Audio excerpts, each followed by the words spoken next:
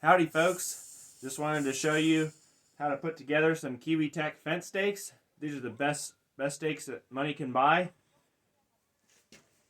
And I just got a whole bunch of new parts, so I'm using all my 3/8 fiberglass rods to make a bunch of temporary fence posts. So I don't have a 3/8 rod that I haven't already put a foot on, so we're gonna pretend this one doesn't have a foot on that end, and we're going to put a foot on this end. So the Kiwitech stake, you need a 3/8 fiberglass rod, a foot, a one-way wedge, and then their little clip, and a two-way wedge. You can see it's a wedge going down from both sides. And you can put as many of these on your fence as you want. You could have 5 of these on here. They're not, you could call them an insulator, but the fiberglass rod is an insulator too, so doesn't really matter.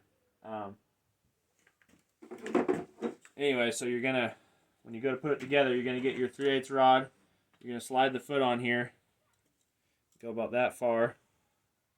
Then you're gonna take your single way wedge, skinny end down. It's gonna fit right in here. Now you don't ever want this foot to come off. So once you see, you can adjust how much this sticks out. You can make it stick out this far if you wanted. But this is what does most of the holding. So if I remember right, about 1 inch from the end is about where I wanted it. And then once you get that figured out, you want to pound these on super hard. You don't ever want this foot to pull out.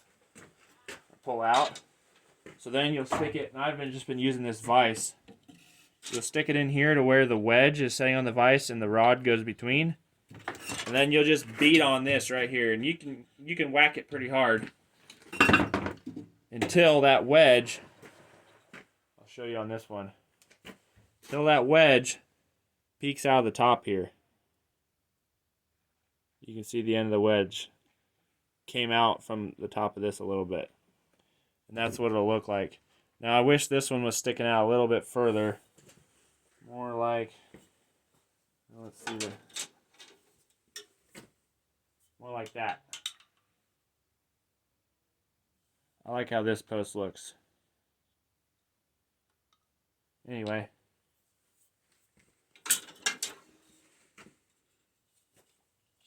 Once you pound them on, you can't get them back off again. I don't know. I had a terrible time. I had one wedge that was not quite the right shape, and it got stuck, and I had a terrible time getting it off. So I'm assuming if you pounded it in all the way, you pretty much couldn't get it apart. But like I said, I've never had any break, so. Alright, and then we'll go outside and I'll show you how I'm putting them on.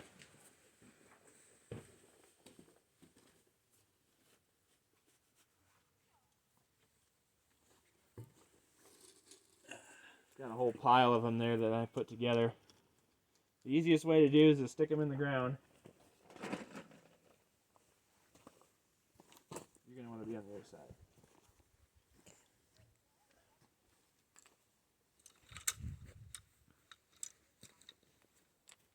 So since this is a double wedge, you have to stick it in before you stick this on the post. Otherwise, you'll never get the wedge in. So you'll get it centered, and you'll slip it on the post, and then you got to keep it centered in order to move it. Because if you get it off center, that's how it binds up, and that's how you set it where you want it. So you get her down to where you want it, and then just pull up and give her a little twist. That's where that one's going to stay.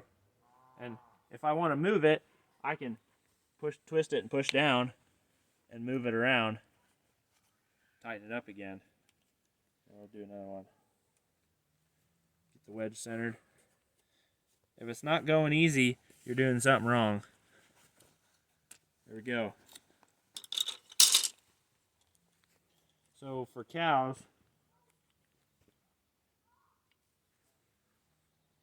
these are the best cow steak. There's nothing that compares. You can usually set it about there, and away you go, and you'd never have to move it. But for sheep, we need a low one. Lately we've been running 2 wires, so I'm just going to put 2 clips on all of them. There's a little bit of technique to putting these on and moving them around. The best way I found is you grab it like this, and this part of your thumb is going to push on that, and you're going to twist and push down, and that'll release the wedge. Then you can control it if you want to go down with your thumb on top, because you have to keep the wedge centered. Control it on the way down, and you can control it on the way up. And then when you want it to stop, you can stop the wedge and pull up on the other part and give it a good twist, and away you go. You can see the wedge is disappearing inside. That's what you want. So that one's not going to go anywhere unless I get a hold of it, give her a twist. And you need to have it in the ground if you want to move it around. Otherwise, you'll have a terrible time doing it. There you go. We've got a couple other videos of me putting these in, but you'll just carry them under your arm. You can just put them out and step them in as fast as you can walk. So there's no better steak. There we go.